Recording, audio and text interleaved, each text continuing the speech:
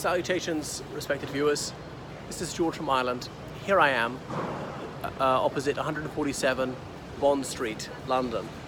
But there were the two red flags. And this was the last house that Vice-Admiral Lord Nelson lived in. So it was here Horatio Nelson had set up his love nest with his paramour, Lady Emma Hamilton, when he received orders to put to sea.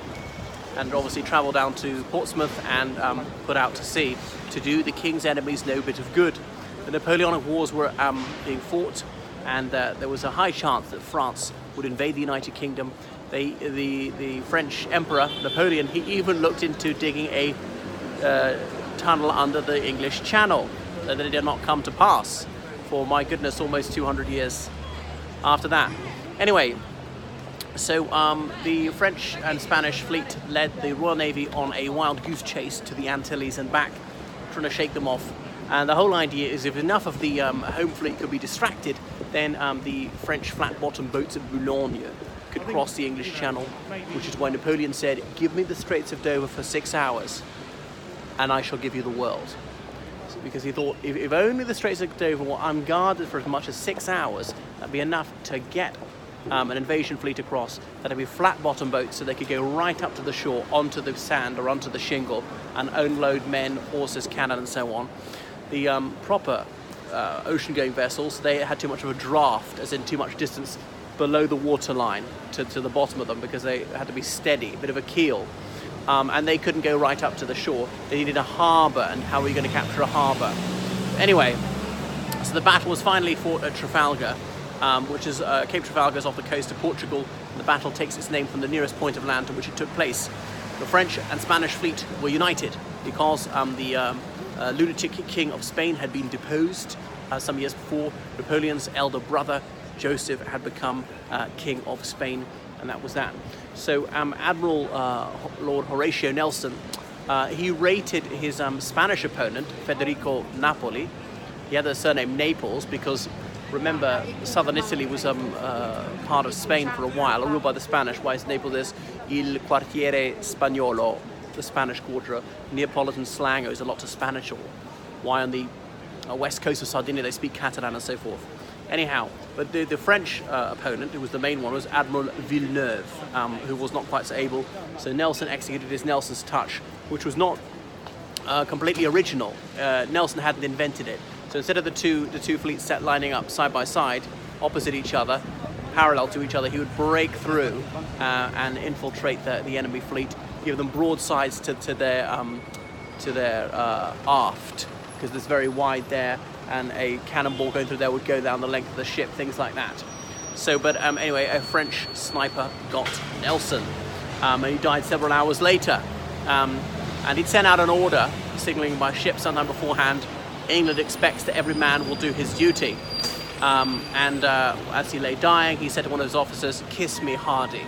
Some people think he may have been saying "kismet hardy," as in fate in Turkish. Having spent some time in the Eastern Mediterranean, he may have acquired a smattering of the Turkish tongue.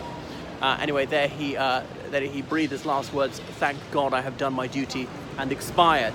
So it was a smashing defeat of the French and Spanish. I think 16 of their ships were captured. They'd actually outnumbered the Royal Navy in both ships and men, and no British ships were lost. Admiral Napoli was killed, Villeneuve was captured, but the British thought him so useless they actually released him a month later. He went back to Paris.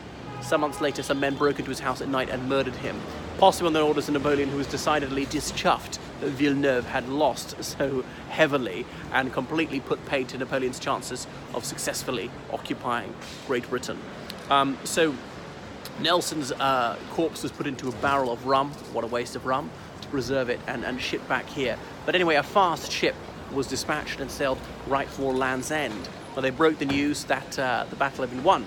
So a dispatch rider was then to ride from there to wherever it was, up the coast, all the way to the Admiralty in London on Whitehall, and there are various places along the way. You'll see it on Kensington High Street, and this is the way he passed in the ride. It took something like 30 hours. I don't think it was the same, certainly not the same horse, changing horse every so often, probably not the same rider either. And the news was delivered that the battle was won, but Nelson had fallen in his hour of victory, brought back here for a state funeral.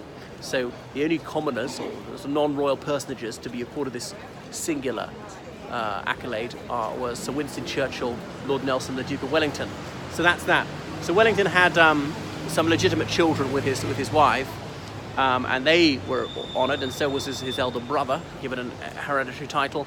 But his children with Lady Emma Hamilton were not. She died in relative penury, Lady Emma Hamilton. Remember, she was married to the British ambassador to Naples, the Kingdom of the Two Sicilies, remember? Island of Sicily and the mainland bit of Italy near it.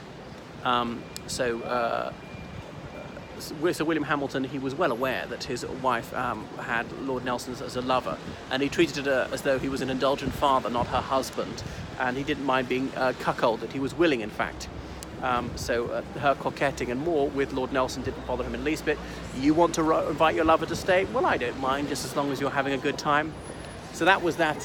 Nelson, he never returned to this house, his last house.